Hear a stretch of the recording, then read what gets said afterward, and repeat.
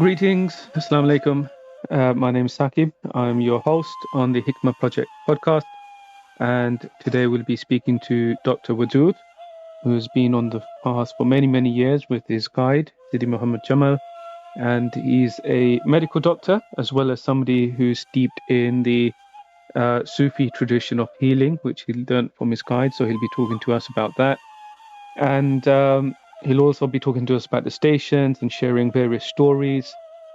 Teaching stories that he's experienced along the way.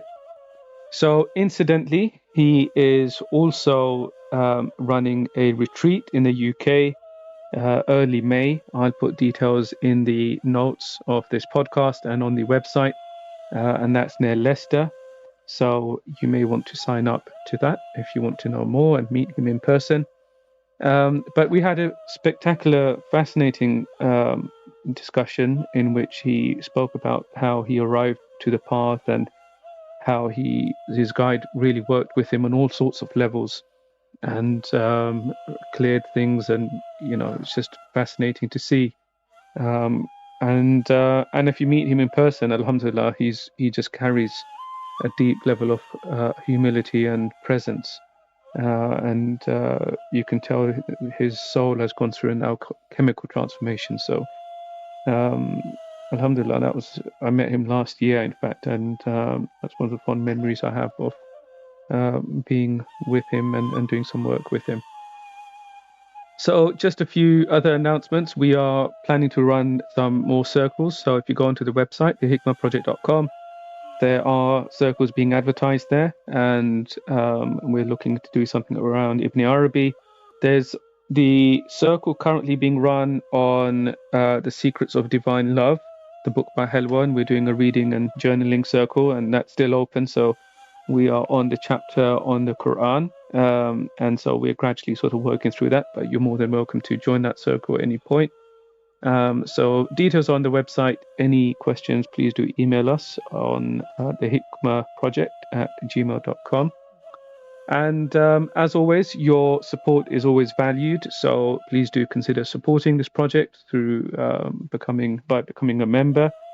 And I think something like £5 a month, but that really does help to carry the project forward and to support us in developing this further.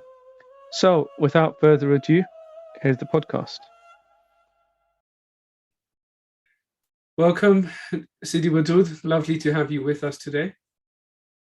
Glad to be here. Thank you for your invitation.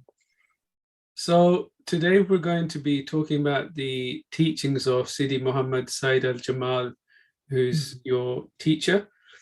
Before we do that, could you tell us a little bit about yourself, who you are and how you came to be here? Okay. Let's see. I went to medical school, become a family practice doctor, and during my residency training, I took a workshop. It was a humanistic psychology workshop, and the leader of the workshop said, "Let's go out and take a break." And it was like the first day of spring. We were in the North Carolina mountains, and she said, "Let's whirl." And I said, "What's whirling?" And she said, "Oh, that's what you did as a kid. You just go outside and you put your arms out wide and you turn around and around." And I said, "Look, lady, when I was a kid, I didn't whirl. I played football, baseball, and ice hockey." She said, "Try it." I said, "Okay." I was immediately in the music of the spheres. That's all I can describe it. It was like abstract music. It was stunning. And after their 15-minute break outside, the rest of the workshop went back inside, and I kept whirling for a whole nother hour. I never had any experience like that in my life, and I was in an ecstasy. And then I knew, it's like, oh, when Rumi said we came home drunk from the tavern, I knew exactly what he was talking about. I'd really tasted it. So that person who led the workshop was actually a Sufi. I'd never heard of Sufis. I didn't know Sufis. But that led me to her teacher, which is a man named John Johnson, or Himayat Inayati, who was in Pir Vilayat Khan's order. And so I took 1 year of my residence training in medicine. I wasn't interested in learning what they were teaching. I was looking for something much more transformative. So once I had enough training to get my medical license, I left the residency program and then helped start a Sufi community called Light of the Mountains, which is outside of Asheville, North Carolina. And my wife moved there. We built our own house. We built out a hospital birthing center. I started an integrative medical practice. We birthed our children at home. And that was a very intense time. That was back in the late 70s and early 80s. So after about 7 or 8 years if anyone who's lived in a spiritual community, you know, it's really intense, and ours was very intense. So we moved out of this rural community. Our daughters were old enough that we had to drive them to soccer, or I guess what you guys call football, and all the different things that young girls want to do after school. So it was about 1995, I started studying with an energetic healer. I guess you could say spiritual healer, but a sort of energetic healing, and that opened my vision in terms of healing, which I didn't get in medical school. And so I started learning about, you know, clairvoyance, reading auras, helping people with their chakras and their issues, and so on and so forth. And then in the early, maybe about 1998, I would guess, I had the opportunity to meet Sidi Muhammad al-Jamal, who lived in the Holy Land and was coming to the United States sometime before that, actually, but was coming to the United States. He had sons. Two of his sons lived out in Marin County in San Francisco. And so I felt called on the inner to go meet him. And so as I got on a plane, I think I lived in Santa Fe, New Mexico at the time, and I knew what it was like to take the hand of a teacher. That's like a big deal. You're really committing to surrender. And I really look at it very classically, which is it's the role of the student to surrender completely and to be one with their guide. So I was in the plane. I said, gosh, should I take the different ways people say it, take the promise or take hand? Should I take hand with a shake? Should I not take hand? Should I take hand? Should I not take hand? That was just going around in my spirit. I land in San Francisco airport. I rent a car. I drive it out to Marin County. I come to the front door. I knock on the door. The door opens, and I'm told to open the door, so I open the door. And there's this man just sitting on a mattress in an empty room. And the first thing he says to me, he looks up at me and says, "Take the promise." Like, take hand, now is the time. So I did that, of course, and gave me the name Wadude. And I knew Wadude was the quality of God, which is love. But I asked him, I said, Sidi, what is the meaning of that name for me? And he said, Wadude. Wadude is the one who brings the deep love of God to the people. And it just immediately felt like a piece of soul guidance. I mean, it was even higher than that. It's not about you anymore. It's about bringing the light of God to the people. Interesting thing was the first name I received from a completely different tariqa, this first tariqa I talked about, was qalbi, which is qalb, an Arabic word for heart. So qalbi was translated to me as the heart of someone who's been in love with God, his whole existence. So it was just interesting. I got two names that were really about the heart and about love, and definitely felt like with this teacher who saw very deeply, my purpose, my role, how to serve.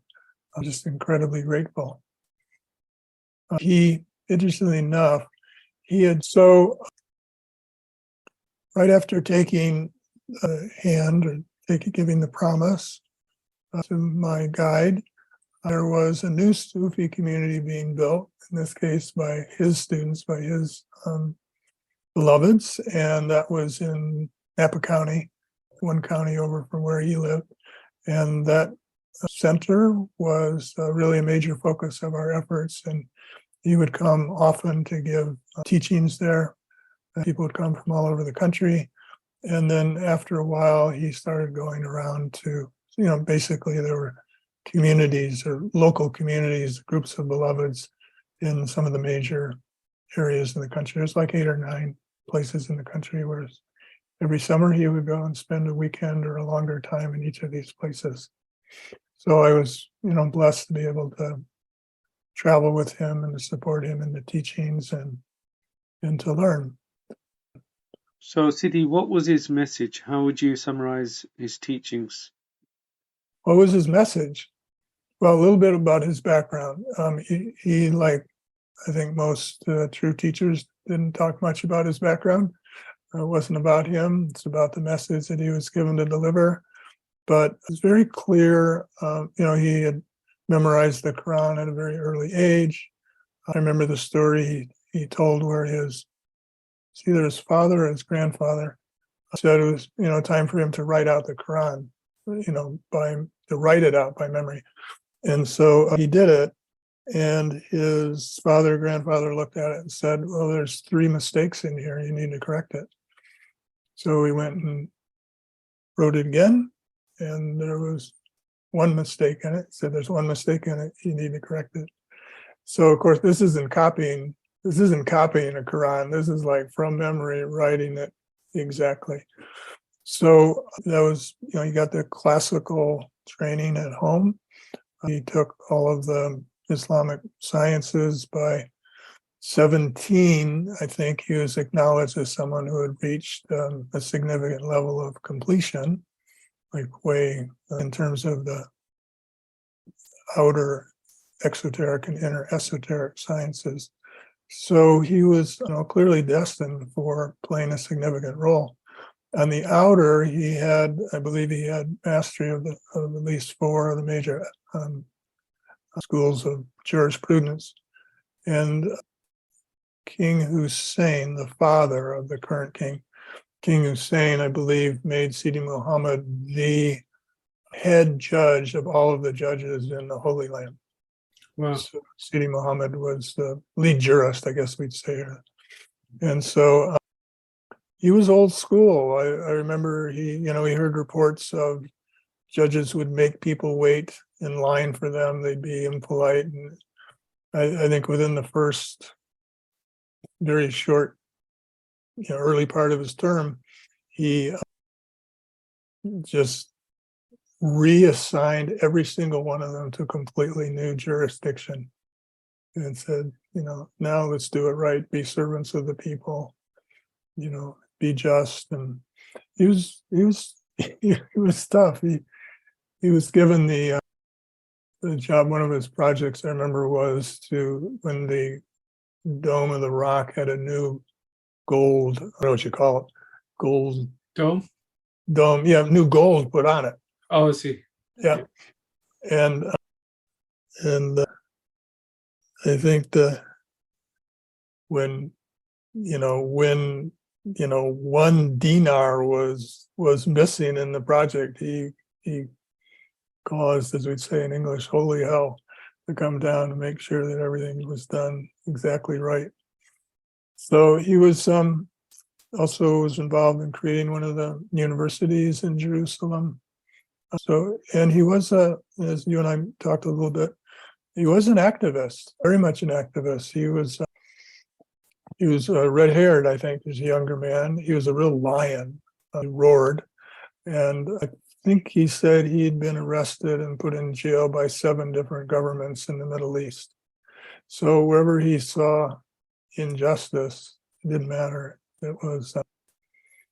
was a very, very strong stand for justice. So his calling card, if you will, he would always say that Allah's message is the message of peace, love, mercy, justice, freedom, and beauty. And it's our blessing to be able to carry that message to whatever degree we can. So justice was important. There's a story well known in the Middle East. There was a demonstration, and an Israeli sharpshooter came and fired whatever number of bullets, and didn't hit the sheikh. And the sharpshooter came up to him, Israeli soldier, and said, "I know you're a holy man because at whatever it was, 100 yards, 500 yards, 100 meters, 500 meters, said, I never miss. And you have to be a holy man because my bullets didn't hit you." And Sidi reached into his pocket and pulled out the bullets. He said, "You mean these? Here, I should give these back to you." So widely known and reported in the Middle East. What else? Another, he would be old, like I said, old school. When he'd go to different villages, he'd go with a donkey. He'd load up a donkey. And there was a time he got the calling to bring food to some villagers. And, this is obviously before the last 20 years. It was a long time ago, but still, Israelis use real bullets. And the same thing, he comes to the checkpoint and he just walks right through the checkpoint with a donkey full of foodstuffs. And stop, you have to stop, old man. And he just keep walking, and they would, say, "We're going to shoot." And their guns all caught. I don't know what the word is, catch. They caught and didn't fire off. And he just goes, delivers the food, and a couple hours later comes back through the checkpoint and says, "Salam alaikum, brothers." Yeah. So he wouldn't talk about these, but, having studied with him or, late night conversations, he's a great storyteller. Sometimes you hear these things and piece it together. And I do want to say, it's not all rosy. It's not always sort of these magical outcomes. He spent many years to get a school, a nursery, a community center started someplace in Jerusalem.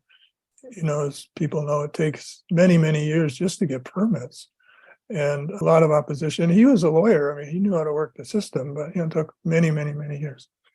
So finally they have a structure built. And one day he lived on the Mount of Olives, and I don't know how far away this was from Mount of Olives, but people came running up to him and said, "Sidi, the people were really, really upset." And the Israelis had 3 military bulldozers, the big bulldozers they used to knock down structures. So people came, and it was almost like a riot. Obviously, people were really upset at the threat of this building being bulldozed down. So I remember Sidi told me the story. So he said, "Allah!"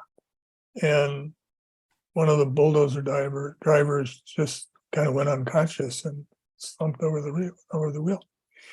Second, a bulldozer driver got up and went to his commanding officer and said, "I just can't do this anymore," and just went AWOL, just left.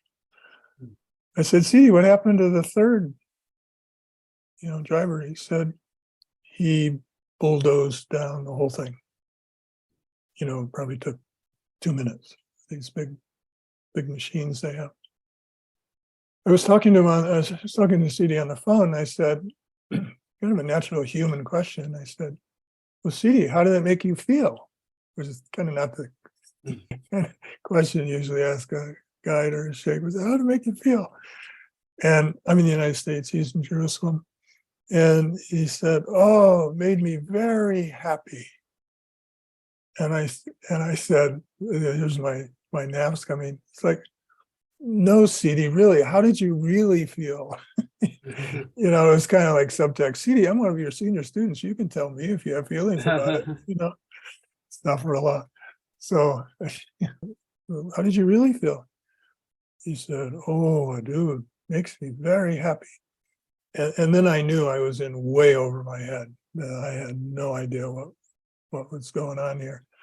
So I humbled down a little bit, and I said, "Well, see, tell me why Why does that make you happy? He said, well, Wadude, and he didn't have the word in English at that time, but what he was saying is the rubble, over the trash building. He said, over the rubble, there were many, many angels. He still didn't get it. So I said, yes, and it makes me very happy. He said, that means this school is Allah's school, and if it's Allah's school, Allah will build this school. And sure enough, a few years later, they got it built. So he was engaged with governments. He was engaged with, the supporting his community. I remember one of the popes came to Jerusalem. It was like a major visit, and not the current pope, and a couple popes ago, I think. And like I said, Sidi could be very strong, and he was very strong with the pope. He said, how can you claim to be a follower of Jesus? You're, what's the center, the Catholic center in Rome, Vatican. Your Vatican has billions of dollars worth of treasure, while there are people all over the world that need food, that need medicine. How can you call yourself a follower of Jesus? And the Pope's security detail move in to kind of move this old man out of the Pope's way. And the Pope said, no, this is the first man who's spoken to me honestly in my whole trip. So, this was, we didn't see a lot of this in the United States, because his United States time was basically spent teaching the teachings. And I think he had to be careful about what he could say, because he was on some kind of visa or something like that. So he couldn't be politically active in the United States. But he sure has an amazing track record. When you're working with a mystic, you never know what's going on. I remember early on, he was asked to give a presentation at a Muslim conference in San Francisco, or some kind of conference. And at the last minute, for reasons I don't know, because this was like my first couple of weeks with him, he wasn't allowed to give the talk. So he said, let's go outside. We'll go outside in front of the hotel. He had this big, long banner. I don't know if it was a banner for the Palestinians, or I don't know what it was. And the hotel entryway was like a half a story above the sidewalk in the street area of San Francisco. So there's probably about 20 or 30 of us holding up this banner. And Sidi is just speaking at the top of his lungs, giving his message to who knows who. And it was San Francisco, so periodic, it's a demonstration. So people would drive by, honk their horns, and give the V for victory sign. And it wasn't until later I realized that he was talking to everyone in the world who has a heart and ears that could listen. And he was not only talking in 1999 or whenever it was, he was talking, and it's very clear to me that his work, his books, the ones he's published originally, the ones he's republished from some of the classics, my sense is what do I know, but I'm just saying subjectively, my sense is he was laying down information, laying down light for the next 200 or 300 years. I think that's the universe in which he was playing, and stuff for a lot. That might be complete illusion, or maybe he was laying down stuff for 500 years. I don't know, but I got that sense. There's a lot more coming through him than obviously meets the eye, and that's true for all the sheikhs in our way. And all the different tariqas, real sheikhs. Sidi, could you tell us a bit about the Shadli way and the role of love in the Shadli way, or what makes the Shadli way distinct from other Sufi paths? Well, it's a beautiful question that I'm not qualified to answer in the following sense.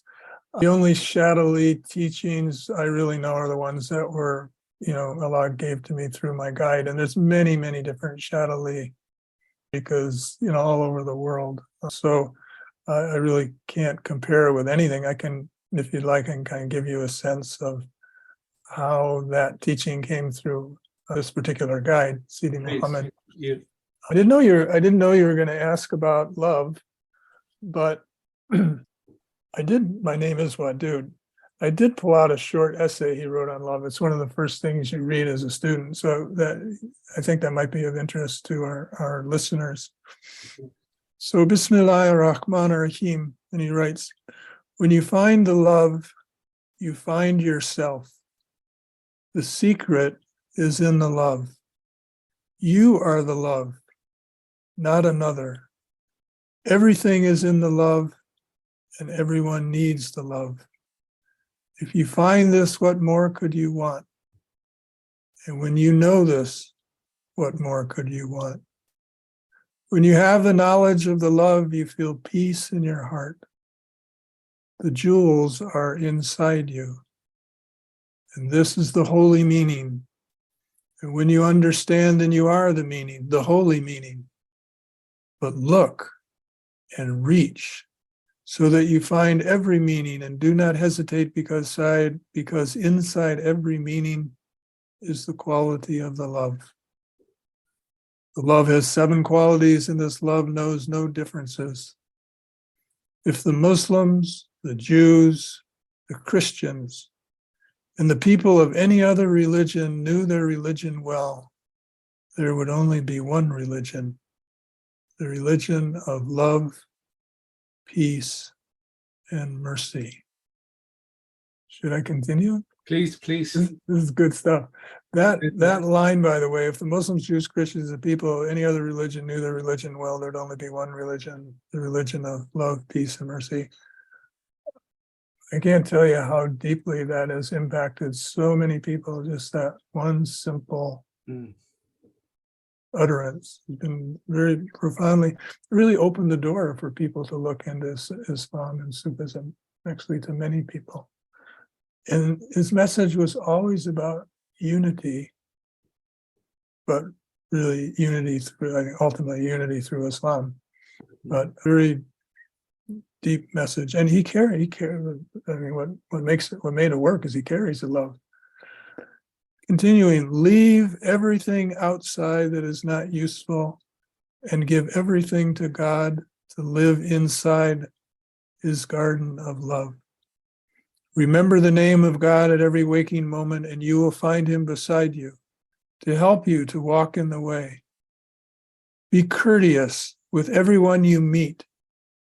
Give them mercy to help them to know the meaning of this love. Give and listen to everyone who speaks to you. Listen with the ear of your heart, because this is the voice of God speaking to you, trying to help you to know him. If you hear another voice, it is wrong. Open your heart to God, and God will give you everything. And then your heart will feel quiet, and you will only see the love, only the love. You are the reflection of God. There is nothing, only Allah. Where is another? Give everything to God, and you will begin to know yourself. When God made you, he made beauty. Live with the people on the outside, but hear only your God. Those who live in the outside world are like jewels that need cleaning. They need the fire to burn away all the imperfections so the jewel may reflect its inner beauty. If you are not clean on the inside, how can you find the love? The Sufi way is the straight way. Walking a straight path to God, letting nothing on either side block the vision of the straight way. I will ask God to send mercy and peace to everyone, because he is the peace. If you want God, remember that he gives you what you want. Don't be afraid. God will not give to you anything that is not good. We must see God in the face of every human being. When you walk and when you sleep, remember the name of God. When you pray to God, pray only to love him. Do not pray for him to put you in the garden. God throws out a net, and when he catches you in this net, then you are in the garden. Every student needs God. When he helps you to find him, then pray. And when you look into another person's eyes, see the reflection of God looking at you. Understand that inside every word is a message or a sign from God. See the image of God in every person that you meet. All the troubles in the world are necessary. If there was no darkness, how could there be light? If you did not see sadness, how could you see happiness? Be courteous to everyone and see the face of God in every person. But know that the people on the outside carry two faces. On the inside, they carry the face of God, but on the outside, the face of Shaitan. Be polite with both faces. And when you see someone angry or shouting, know who speaks with you. Who is with a capital W. Know who speaks with you. Everyone has put himself in his place, and this is the station for that person. Be polite with him and give him mercy. Be with God all the time and do not speak with anyone from the outside unless it's necessary. Give your time for God, and God will change you from station to station, cleaning your heart of everything that is not good. This is the message of the prophets. It is a difficult way and at the same time a very easy way. When anyone wants to know God, he will help anyone to walk in the straight way. In the last paragraph, follow one guide to take you by the hand to guide you from the darkness to the light. The guide will make the walking easy for you, and then you can rest. If you go from here to there and here to there, you lose your time. The student of the family of God rests because the student lives in the garden. When anyone knows why he lives and walks in this created world, then he begins to know himself. And we are here only to know Allah. Live all the time in the garden of love. When your heart feels the love, then everything around you is quiet and at peace. This is from the message, but not all the message. Live to love and live to know God. Amazing. Mm. Siddhi, could you say something about his relationship to Ibn Arabi? I have come to learn how he was quite steeped or well versed with Ibn Arabi's works. Again, a question I can't answer. It's above my pay grade, but I can share a couple things. I once asked him kind of question, Sidi, I understand that you had a deep connection with Ibn Arabi. Is that true? He goes, oh, Wadude. Then he tells me there were times where he was major. I'm not sure what his actual title or role was, but it might have been in Damascus, in one of the major mosques there, where he would give. And I wonder where, I think it was Damascus. Anyway, so he said, yes, I just would open my heart and open my mouth, and it was just, I mean, I think is basically saying he was just channeling Ibn Arabi week after week after week after week. He was a young man, and finally his guide said, enough of this, Sidi Muhammad. So I took that to mean he probably had a pretty deep connection on the inner. More helpful for the people here is that he wrote a book called The Realities of Imagination. I'll tell people where they can get these books. The Reality of Imagination, I have been told, I haven't studied Ibn Arabi, so that's why I say I really can't answer your question, but I've been told by people who have. This book carries a lot of Ibn Arabi's message, in different languaging, and Sidi, when he writes, he goes right to the essence of things. So that's why I'm thinking of it. The person who had published most of his books, Amina Al-Jamal. Their website is sufimaster.org. So a book, Realities of Imagination, I highly recommend. A book I just read from is called The Music of the Soul. And you were asking earlier before our I think it was before we got on the recording, how did he teach his students? Well, The Music of the Soul was the first book that he had. It was published before the year 2000, and contains many of the earliest teachings that he gave Westerners. There were a group of Westerners who were searching for a spiritual leader, a spiritual guide, and CD ended up vacuuming them up over several years. Sheikh Nuruddin Durkee, as you know, was one of them, and many other beautiful people, many of them who live in England now, would receive teachings from him, and these were transcribed into the book Music of the Soul. Relevant for your people who are listening is The Music of the Soul is a very clear guide on the inner planes, if you will, for this cleaning of the heart, cleaning of the personality, presented in a very unique form. So classical Sufism describes the journey from a life guided by the darkness to a life one with Allah as 7 stations. Those are the classical 7. In The Music of the Soul, there's right in the first section, there's 28 stations. And our best understanding is these 28 stations are really an expansion of those classical first 4 stations. So for someone who wants to, get the inner and outer transmission, that's what CD would have people do, is what we call write the stations, which is the classical old copy it literally, exactly in a notebook, and be in remembrance while you're doing that, sit in remembrance around certain, passages or paragraphs. And it was a way that he may have had 1 million students. I don't know. He had many thousands, tens and tens of thousands of students. And this was a way that it's kind of a vehicle on the outer so that people could drink from him on the inner and drink really from Allah. So that's how I started. That's how everybody starts.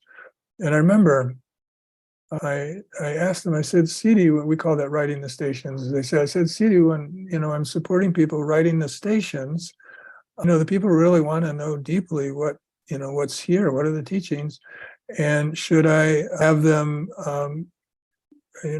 pray that, pray to your spirit, pray that your spirit will come to them, and teach them on the inner. And he said, "Oh no, Wadude," and I didn't know the mistake that I had just made.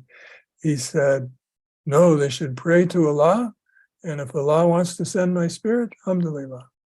So he was very careful not to be between the student and Allah. But when you have, someone who's given you love and is full of the wisdom, and, it's just natural. It was natural for me. And I think students, probably in any spiritual tradition, to, the guide, the spiritual teacher, is a veil. And even Prophet Muhammad ﷺ is described as the last and greatest veil. So he was very careful. I remember when, of course, people feel gratitude when they receive, truthful teachings or loving counsel. And you just say, "CD, thank you." And he would say very brusquely, "Thank Allah." Every single time. And then, being a smart aleck, there's once I said, I was just full of gratitude for him. And I said, "Okay, I know what's going to happen if I say, 'Thank you, CD.'" So I said, "CD, I've already thanked Allah for everything that Allah gave through you, and now I want to thank you." He sort of grimaced on that one. I realized I'd overplayed my hand, but he didn't. He would say constantly, he taught by example. taught through his books, taught through, gosh, before he'd come to the United States, I know every year, I know my wife would feel like her naps was being crushed about 2 or 3 weeks before he even set foot on the soil. So he kind of knew his God. I had a milder experience of it, but so, he taught by his presence, taught through his prayers. I remember he came to me once, maybe people know about hijama or cupping, the Islamic practice of cupping, where incisions, in this case, what he taught, incisions are made and blood is sucked out as part of the treatment. And he came to me early on and he said, Wadude, I told my grandfather, that I would only teach the hijama, the cupping, to someone who I deeply and completely trust, and I want to teach that to you. So it was an incredible gift. And I don't think he taught it right at that moment, but he was basically saying what he was going to do. And so I stepped away, and for the rest of the day, my dark medical mind went crazy. It's like, cupping, that's bloodletting, that's like barbaric, that's medieval. And I realized that the shaitan was just exploding inside me. And I'd been walking enough with CD that it wasn't about defending any opinion I had. It was just asking for help to clear help clear things when I'm in trouble. And so I went to him and I said, CD, and again, his English wasn't as good as it eventually was. So I just said, and I'm sure he could see it, energetically. I said, CD, my dark mind is I'm just having trouble with my dark mind about this cupping thing. He said, oh, Wadude, don't worry, I'll pray for you. And like I said, it was early on, and I thought, well, that's kind of a throwaway line. It's stuff. I had no idea who this man was. So he's going to pray for me. And I have no idea what he did. And a lot of the times he'd shift things that were just in me. They were very clear that things shifted. I had no idea what it was. Anyway, I wake up in the morning and it's like I have a completely new creation around this. It's like I would go up to you if you were there, Sakim, and I'd say, brother, would you like to have a cupping session? I learned cupping. This is the most amazing thing. Let me tell you about it. So in his prayers, he just turned my medical mind to mush, or I guess you'd say porridge, over in the UK. So yeah, I forgot how we got into that, but that was one of the ways he taught, through his prayers. And Siddhi, just for our listeners, particularly listeners who are seeking a guide and may have never encountered a awliya, a wali, a saint, and could you say something about what it was like being in his presence? And what, I'm just thinking, in that time in the United States, I'm sure you had lots of spiritual movements going on through experimental sort of drug taking and, the 60s movement to Zen Buddhism and New Age spirituality and yogic sort of paths. So I'm sure you probably had exposure to many forms of spirituality. How did you know he was more than just a learned, pious person? What was it like being in his presence? And I dare say compare it to others, but there must have been something that made you surrender, and for you to say, actually, I don't need to go anywhere else. This is my path. I'm completely content here, and I've got everything that my soul is yearning for. Just in my own life, I was clearly brought to Sufism. Like the story I told you, I went to a workshop and all of a sudden I'm swirling and I'm in the music of the spheres, and then turns out there's a Sufi teacher behind it. So I think the first thing for me is that I was willing to follow. I was blessed with a willingness to follow the breadcrumbs where they left from one step to another step to another step. I think when as I went and took hand with a guide, and when he said, "Wadude is the one who brings the deep love of God to the people," I think I started weeping. It was so deep and so profound. So anyone who interacted with him, if their heart was sincere, their heart would be touched. They would be inspired. They'd be inspired to study, to walk, to clean, to contribute, to support. He was full. So I think my wife was a little bit different. First time she saw him, she said she'd never been with a person who emanated God so completely, thoroughly.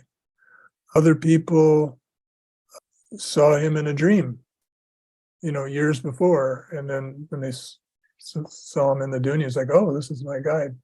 So I think, for any of these awliyas, meaning the friends or beloveds of Allah, Allah brings students to them through destiny, I think, and often through the insights and the magnetism and the lights that Allah gives these people. It's kind of like a tractor beam. I mentioned sincerity. I remember Sidi would often say, he'd say, "Wadude, the deep sincere is the most important quality." So what's sincerity? Sincerity is a sincere desire to know God.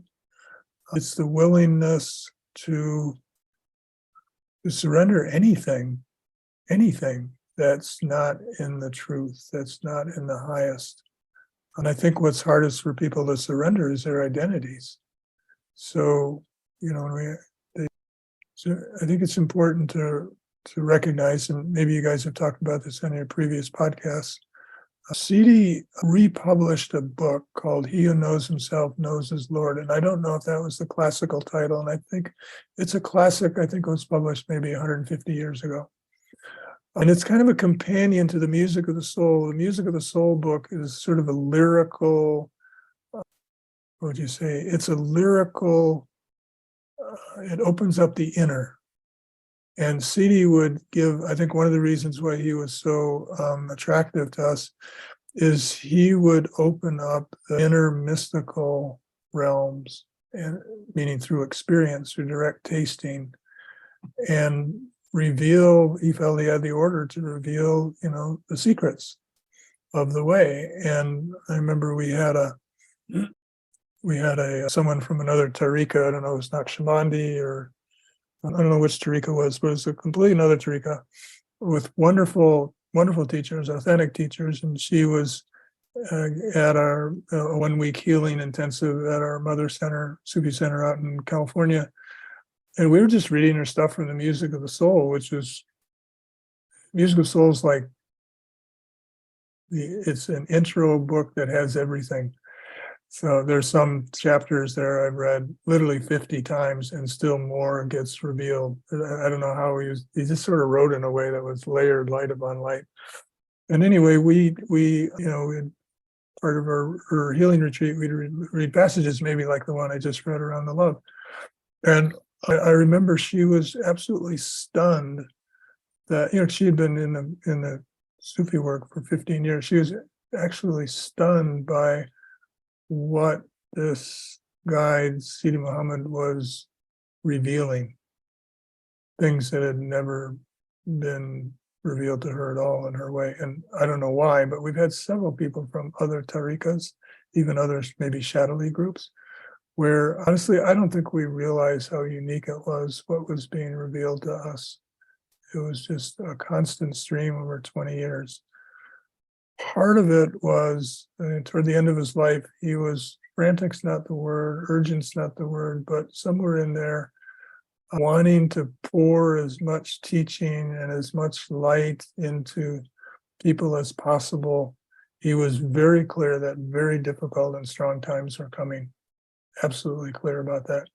And he wanted people to be able to be in these strong times without losing their witnessing of Allah. in their alignment with the law and their guidance that they receive from the law. So I have no doubt that, this sort of polycrisis world that we live in is, maybe just the beginning, who knows? But he was trying to prepare people to help provide people who could help during strong times. So he was, a lot of the New Age movements you mentioned, and I was involved in several of them. Very attractive, and they can sort of open the heart and open the spirit. CD was very old school, though. When he was in the United States, apparently he was sort of much more, I don't know what the word would be, but he said, 15 years ago when I was teaching, if somebody didn't open their heart to Allah within 3 minutes, it's like I was done with them. So he was, on the outside, he looks kind of gruff. If you're only looking, he looks austere, might be a better word. He looks austere most of the time. But by the time he was in the United States, we have the Americans, we have so many naffs, and some ways we're so informal, and some ways so clueless, and we don't have the traditional foundations of Islam. I'm sure he had to be very, very tolerant of our culture and our naffs, and so he was very patient, very patient. He did teach healing, so that goes to another piece. Is a lot of us have been energetic healers, so-called spiritual healers, before he came, and so I think that was a hook. He was a master healer. His grandfather was a master herbalist, so he was a master herbalist. So, and he had this deep tradition in Islam. So he would teach us healing, a lot of which was just piece after piece of, Quranic ayats and du'as and stuff like that. Like I said, we came from a kind of a strong clairvoyant background, which isn't necessarily an Islamic trait, but some of our teachers would you could talk to CD and say, I see this on the inside, and this is what's going on the outside, and get some of those avenues of perception cleaned. But it was different than the New Age, and how could I explain it? So there's one of our senior teachers right from the beginning is a woman named Selima Edelstein, and she founded and is kind of a co-director now at the Farm of Peace, which is in Warfordsburg, Pennsylvania, established center there. Anyway, she was a very accomplished clairvoyant, fully clairvoyant, spiritual healer, very accomplished, and CD called her over to Jerusalem in the early days, and where she spent a month in his Zawiya, we were talking a little bit about before. And so she would be writing the stations and doing whatever practices he had suggested of her. And CD's wife had as I understand it, I never met her, but she had a kind of a congenital lung ailment. So she had pulmonary problems her whole life. So CD said to Selima, he said, my daughter, go into the next room where my wife is, and please give her a healing. So when word got out that the sheikh had sent this American healer in to heal his wife, and what I picture is kind of a small room, and just dozens and dozens of people crowding in around, the wife's on the bed, and Selima's, standing there, maybe sitting at the foot of the bed, and everybody's around, the pressure's on, what's this healer going to be able to do? And she goes to her, her go-to clairvoyance to try to get a sense of what's really going on. And she, like I said, she's very energetically sensitive. And she became aware that CD was in the next room watching CNN International News. And while he was watching the news, she was very aware that his spirit came and completely closed down her clairvoyance. And so she was blind, you could say. And I can only imagine that even if you only have a little naps, that must have been very stressful. So what happened was, she just, she's like, okay, what is Allah making? What is my guide making? And how I understand it happening is the only thing that would make sense is that in terms of how it came out in the end is C.D.'s spirit guided her to see through the eye of the heart rather than to see through the eye of the third eye. Mm. And this is seen through the eye of the heart that is in deep and complete surrender to Allah. And then Allah puts the knowledge and the wisdom in your heart. And that started a whole new way of healing for us. And it's, just opening the eye of the heart. And then, of course, opening healing is really a fantastic training system for walking to Allah. Because when I wasn't gifted in the beginning with those kind of clairvoyant impressions, and so it took me a while to realize I was given the information in different ways through my heart. But healings were kind of scary for me. Somebody sits down in front of you, and it's not psychology. I can do psychology and inner child work and subpersonality work and all of that stuff.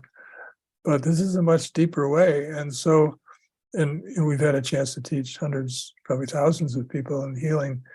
And it's great because you're sitting there, you want only the best, you want for the person what is for Allah, you're praying deeply for them, you have to show up, truly that Allah, I have nothing. You are everything. Without your light, there's no healing. Without your knowledge, there's no knowledge. I'm clueless. And to be constantly in that deep praying, that deep sense of not knowing, but not collapsing into, I don't know anything, but, opening your heart, your soul, your spirit, trusting what you get, giving it, and being in a place of not knowing and deep praying and, just constantly like being in service in that deep way, being in the deep praying, being in the not knowing, trusting and giving what Allah gives you. It's rocket fuel for one's walking. And so I think CD was smart enough to see we had a deep hunger for this knowledge. And it wasn't always easy. Ibrahim Jaffe, who was essentially kind of the teacher of this former energetic way of healing, a medical doctor like myself, when he came to CD, actually his story is another way, how do people come to a guide? Ibrahim had felt that he'd gotten an inner message that he was going to die of heart disease in 6 months. And so he said, wow, if that's true, I better find a master of love. So he went on the guru hunt for a master of love. He was brought to CD, and he went to CD, and I think Ibrahim had been in a Hindu tradition, so he went to bow down at CD's feet. CD said, no, we don't do that in this tradition. And so Ibrahim said, well, CD said, I have a message from Allah for you. And Ibrahim said, what's that? Said, well, Allah wants you to know that you didn't understand his message. His message wasn't that you'll die in 6 months. His message was, if you don't change your ways, you'll die in 6 months. So the fact that this guide had picked up this inner guidance that Ibrahim had gotten a couple months ago, it was enough for him to say, this guy knows and I don't. But point of the story being, the first thing that the guy told him was to close your healing school for 6 months and go rest. And, essentially, you think maybe you're enlightened, but in our way, you're a beginner. So that's a pretty strong opening hand from CD. It's like Rumi's, Shams throwing Rumi's academic works in the well. So, to Ibrahim's credit, he did that and then came back and step after steps, CD taught us the healing work. And so that has blossomed into what's now called the Sufi University in the United States. And there's even some students from Europe who come over, mainly the UK. So that work is sort of evolving, and they're, teaching people basics of Sufi walking, basics of the healing, and some of the advanced healing too. Sidi, could you say just a bit more with regards to the healing? You mentioned it's energetic healing. Is it similar to Reiki? What sort of happens when you do this, and how did Sidi learn of this healing tradition? I mean, you mentioned his grandfather was a herbalist, but was this part of the Chantali way, or was this something distinct? I honestly don't know that. I don't know. Like I said, I don't know other things. It may have been something that he brought through from the guidance he was receiving. Like I said, there's a lot of Quranic ayats of healing and classical duas. So in that sense, it's very, very it's classical Islamic, remedies, duas, herbal preparations, essential oils, so on and so forth. I think that because we were a group of energetic spiritual healers, we had a chance to, I don't know how to say this. It's a very subjective thing to look into the inner, and there's definitely strong streams of Islam that says that's not possible. Only the prophet sees, or nobody can see, in the inner worlds and the hidden.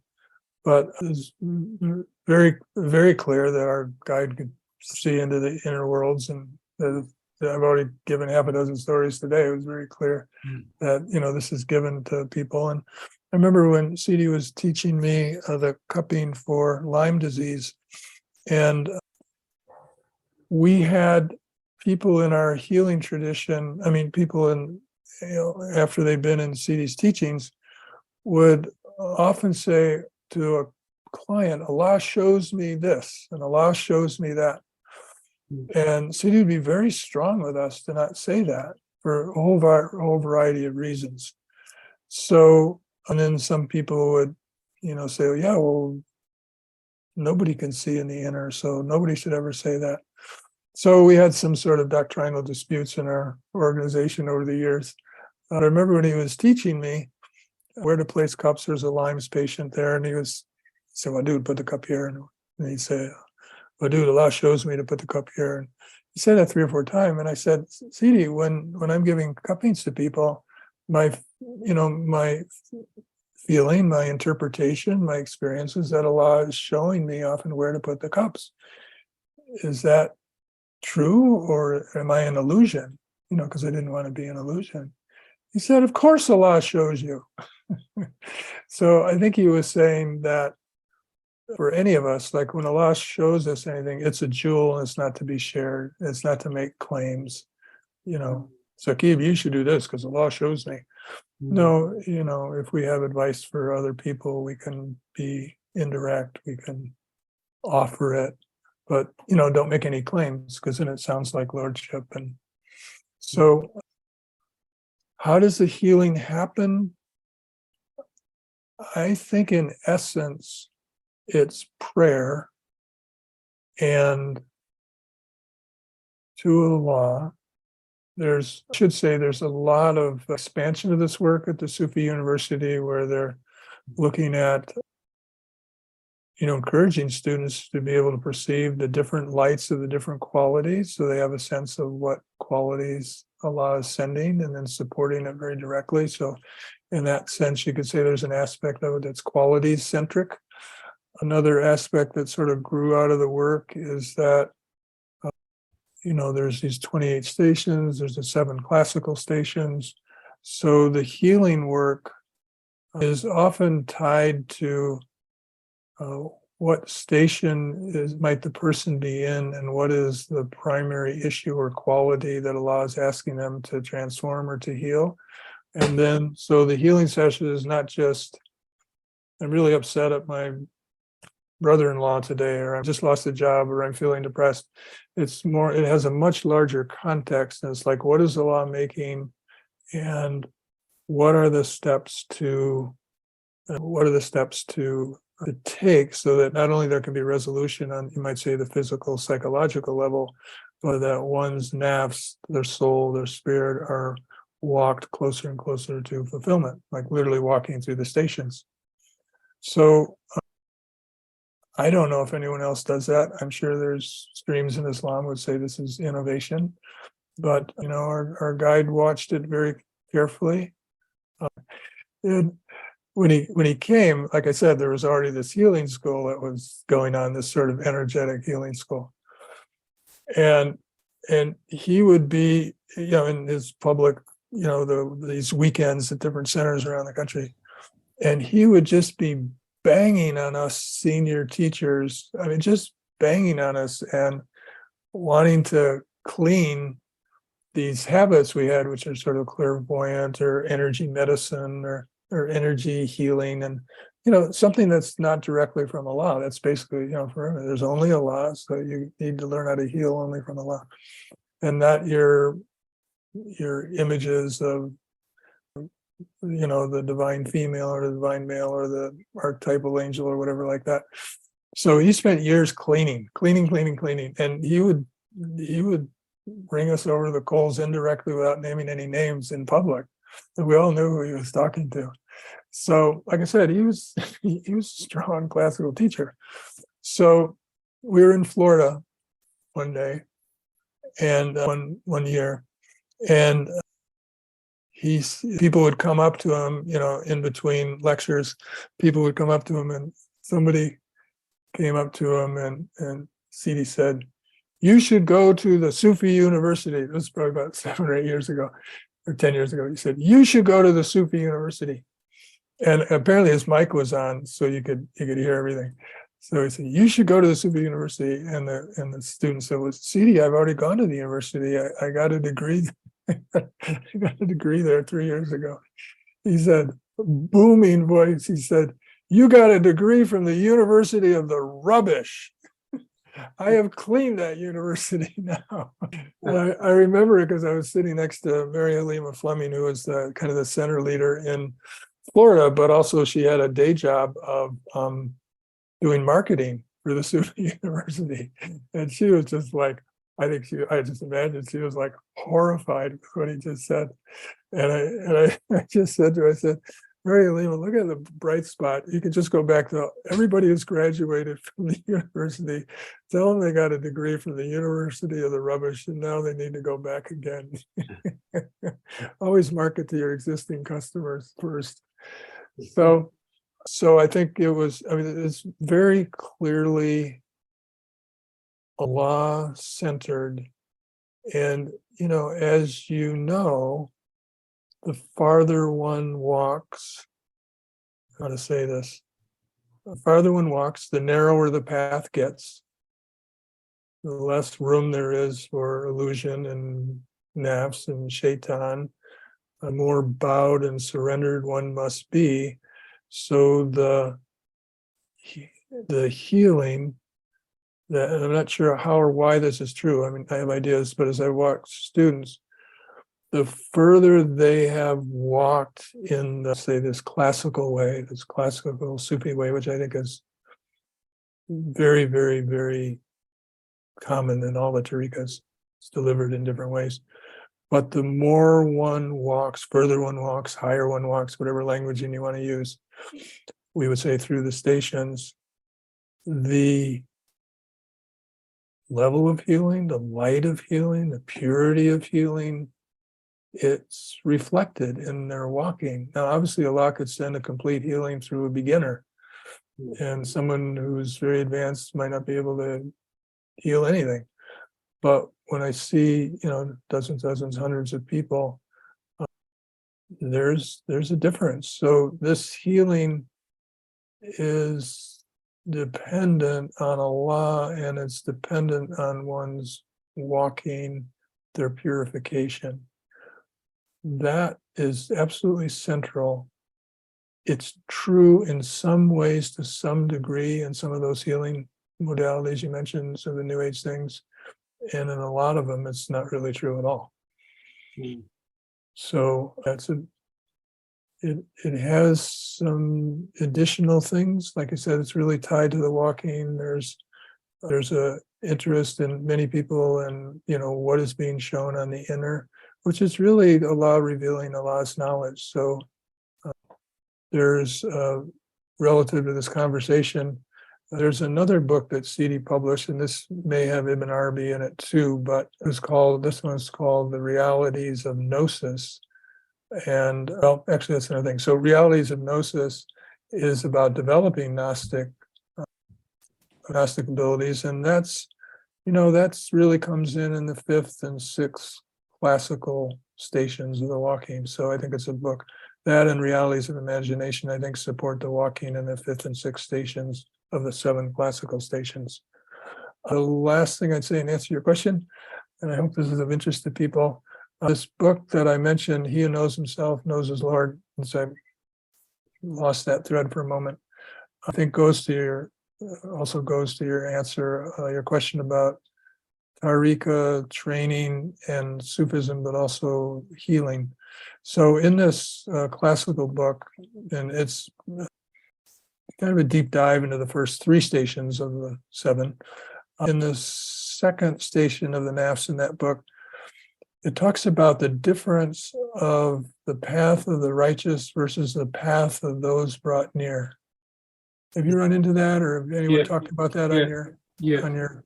Yeah. So just to be brief, in case people haven't heard of that, the path of the righteous would be someone who you could say fulfills the first and second stations of the nafs, and the first and second stations of the nafs, meaning of the first two of the seven. And that person is like what we might call in English a good person. Maybe they get angry, and if they get angry, then they do what's necessary to clear the anger and, not be an angry person. Maybe they go apologize to the other person. If they make a mistake, they try to correct the mistake, and it's generally like a good person. So we need lots and lots of righteous people. But the classic author here basically was saying that Sufism, and honestly, by extension, Islam, we shouldn't be making a separation between Sufism and Islam, but Sufism is the path of the ones brought near, or to put it this way, anyone who is attracted to and finds himself in front of a teacher like Sidi Muhammad in the Sufi way, I think should assume that Allah is putting them on what this book calls the path, the ones of the path brought near. What's the difference? The author gives an example of a tree that produces poisonous fruits. And the one who's in the path of the righteous sees the poisonous fruit and cuts it off the branch to get rid of that poison. But next time there's a rain or whatever, the tree branch produces another poison, and then the traveler has to cut that poison off, and then the next poison off, the next poison. And as the author said, there's no rest, because these, metaphorically, these faults of the nafs keep showing up.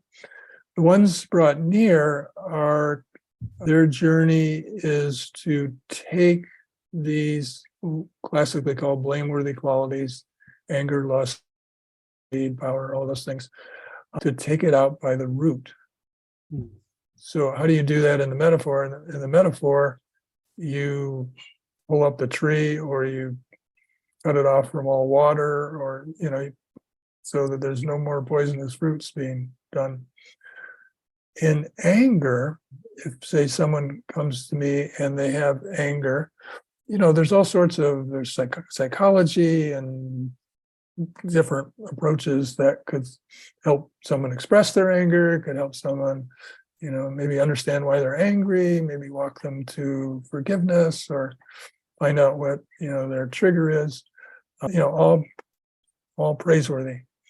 But how do you pull anger out by the root so that there's no more anger in the being? And we're not talking about, you might say, healthy, righteous anger, but we're talking about anger that comes from the nafs, anger that comes from the shaitan, which is 99% of the anger you and I experience.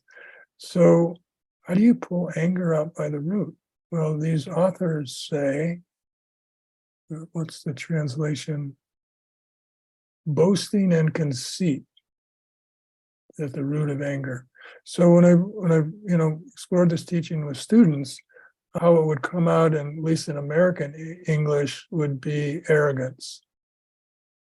How dare they? I don't deserve it. I know, they don't know. So yes, you can, in this work, if someone has anger, we would be asking Allah, where do they hold it in their body? So that anger might be held in the heart, it might be held in the gut or the solar plexus, and then bringing the remembrance, if you will, bringing the remembrance to that part of their body, encouraging the person to open their heart to the name Allah or La ilaha illallah.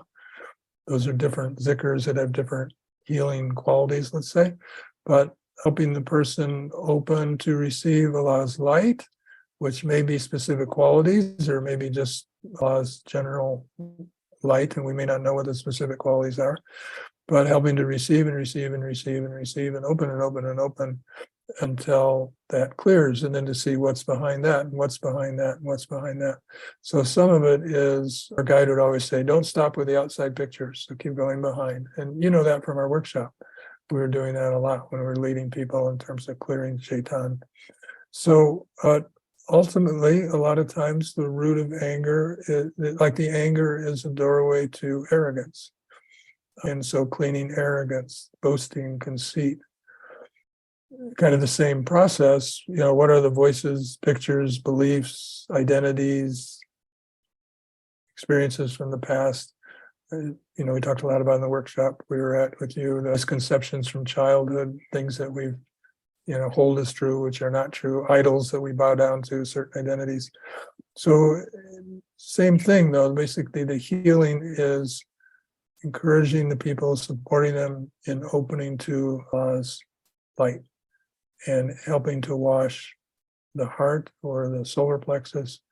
There are healings that take place in the soul. There are healing issues that are in the secret. So all of these things become fair game, and where Allah guides it. And so it's worlds away from the healing that I was taught, initially. And when Allah sends the light and these things clear, there's nothing you can say other than alhamdulillah. And there are ways in which the healers might encourage the flow of the light themselves.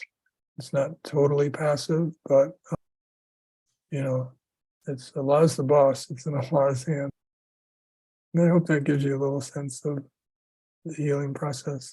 Yes, alhamdulillah. See, the last question. I'm just wary of time, and I've taken a lot of your time already. Did Sidi ever mention or talk about his own training he received from his teacher, Sheikh Abdurrahman Risa Al-Halab from Syria? Not to me. I think there might have been one or two people, maybe in our group we talked to, probably his family, sons. But like I said, he didn't talk much about his own. All right. He loved to say that he was nothing and he was less than the ant. SubhanAllah. Sidi, it's been absolutely wonderful talking to you, and I do hope we can continue this conversation in another dialogue, another podcast, another time.